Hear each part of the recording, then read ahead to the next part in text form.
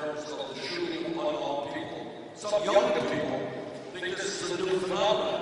It's not a new phenomenon. It's going on for a long time. The only difference is now people have cell phones and a video game. So I think that when you talk about criminal justice, you start off with the fact that we have 2.2 million people in jail, significantly African American, Latino, and Native Americans. That is more than any other country on earth. That's crazy. All right? So, I mean, we can go on and on, but first off, when you have 51% of African American kids unemployed or underemployed, I think it makes sense to invest in education, jobs, not jails, and incarceration. 9,000 inmates, 4,000 said to be medically seduced every day because of criminal tragedies. Some better than 5 years in pre-trial detention, rotting in jail. Look, what can I say? We don't have in this country a mental health system that treats people who are in trouble. We don't have a mental health system that treats alcohol abuse or drug addiction. We criminalize those problems and throw people in jail. People are not getting it better by rotting in jail. They're getting it better by getting the treatment they need.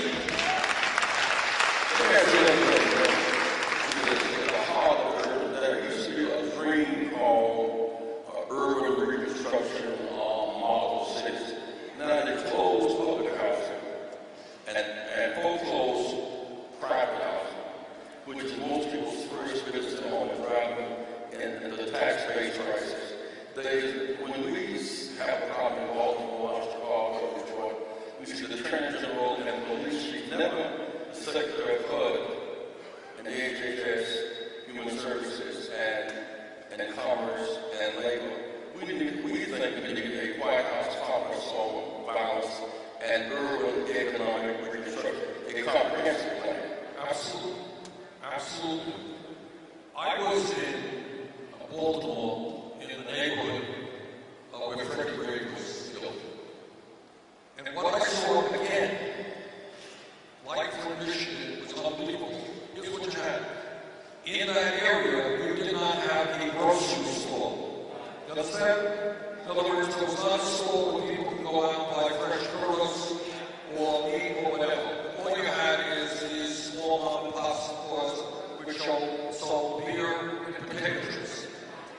You did not have just a bank branch in that community. The only things available to people was outrageous interest rates and payday lenders. Now, meanwhile, real unemployment in America, I'm not telling you anything that you don't know, it's not 5% when you add those people who are looking for work and are working part-time, it's close to 10%. One of the plans that I've been talking about in this campaign is to rebuild our crumbling infrastructure, including housing, with $1 trillion investment. So what you can do is kill two birds with one stone. You can put people to work at decent wages, rebuilding their communities. One of the outwards, the one of the life to reconstruction. Now, you have access to the trade when you become still outwards. Where would the money come from? Where would the money come from? This is the wealthiest country in the history of the world. Problem is, the top 1/10 of 1% now owns almost as much wealth as the bottom 90%. Wealthiest 20 people own more wealth than the bottom half of America. 58% of all income generated today goes to the top 1%. Does anybody think that is fair? All right, so what we are going to do when we figure it out, we're going to end the tax loopholes that allow corporations to stash their dollars in tax havens, and we're going to use that money to rebuild our infrastructure. And you know what else we're going to do? I 2016, when we talk about public education, we should be including making public colleges and universities tuition free. I'll tell you where it comes from. I'll tell you exactly where it comes from. It comes from a tax on Wall Street speculation. How does it happen that Congress could bail out Wall Street, but suddenly we don't have the money to bail out municipalities all over this country? So it's a question of standing up to the powers that be and tell them they cannot get it all. Banks tell us they cannot lend now when they once loaned home and units went down. It seems that in these areas of deprivation, whether it's Appalachia or Kansas, Chicago, or Wilson, we need to have a development bank with long-term, low-interest loans. The Marshall Plan is not so much the size of it. 50 loans and 2% government security. They were development banks. Inglewood and Lawndale, as were, remember these inner cities and Avenue need development banks, not just conventional banks. What do you think about that? I agree. You know, one of the things that we do. Get that? You know, the bankers out of town will say to us, they cannot lend. And if they cannot lend to us on a measure, they want us to pay their lender, which is the bank of the bank. There is no bank for the undeveloped, so they're unbanked and locked out. I got a record pass in the Dodd-Frank financial bill, and the amendment called for an audit of the Fed during the financial crisis. And what we found out as a result of that amendment is the Fed, Jesse, lent out $14 trillion at zero interest or very low interest rates. Back up, wait. I want to say it real slow. Okay. When the government bailed out Wall Street, it wasn't just the Congress voting $700 billion. In addition to that, what the Fed did is lend out trillions of dollars in short-term loans to virtually every financial institution in this country and central banks all over the world at zero interest or a 0.5% interest. Point being, if the Fed can lend out 0 or 1% interest to financial institutions, I think that they can do the same to help the retail country. One of the reasons I'm concerned and so the Voter Act of 65 made it different was protected by the federal government. In 2013, the SHELF Act removed the protective mechanism that they were able to reconfigure the districts to run white Democrats out, put blacks and browns in the back of legislature. So now we're going back to the state's right to vote. We do not have the constitutional right to vote. We have the state's right. Every state has its own scheme. We used to put the constitutional right to vote. I would. Now, you and I have talked about it. But most importantly to me, I'm looking for the best mechanism for voting. Let's talk about it for a moment. Here is the bottom line.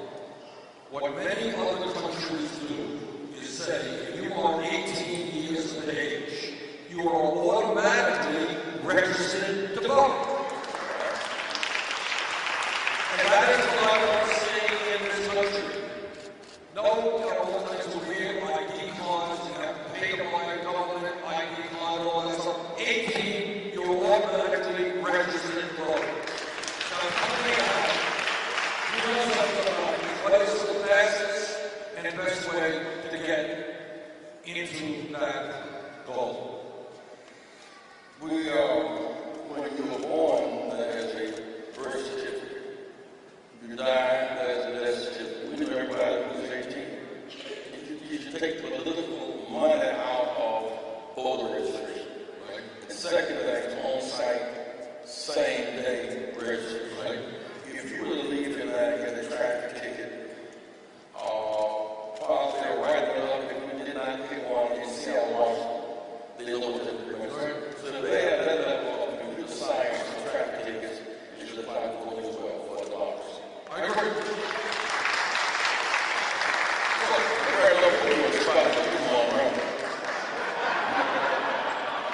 Our goal has got to be to have one of the highest voter turnouts in the world, not one of the lowest.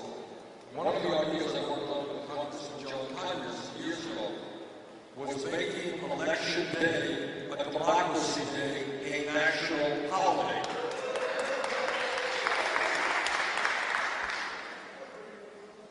Let me go a step further. This August, we're told of the kind of liberal school of thought that rising tides lift all boats, or we came on different boats in the same boat now.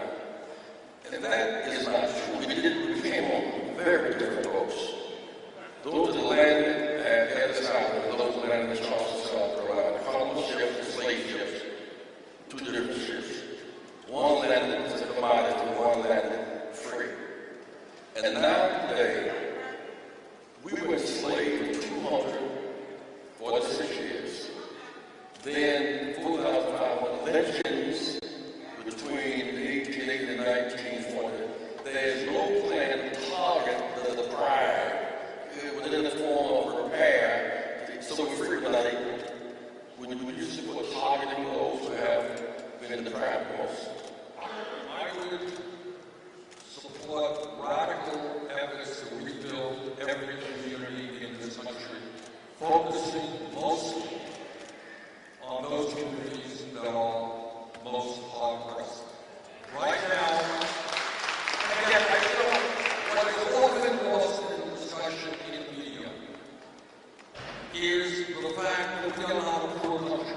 If we were a poor country, we would have a certain type of discussion. We would say, well, look, our goal is that every American should have health care as a right. We're a poor country. We don't have enough doctors. We don't have enough nurses. Does anybody here believe that if every other major country on earth can provide health care to all people, that we cannot do the same? Of course we can. This is not a medical issue. It's not an education issue. It is 100% a political issue. And by that I mean the people who have the wealth, the people who have the power, want more and more and more, and they don't care about how many people they step on to achieve their goals. President Trump overlooked the moral poverty in Appalachian and Athens, Ohio. By the way, there are 33 Ohio counties in Appalachian. Focus on Cleveland, Cincinnati, and Akron. There are 33 Appalachian counties in that state. His point was that when it's real dark, we're all the first 7 million dark. He whitened the face of poverty and democratized the debate.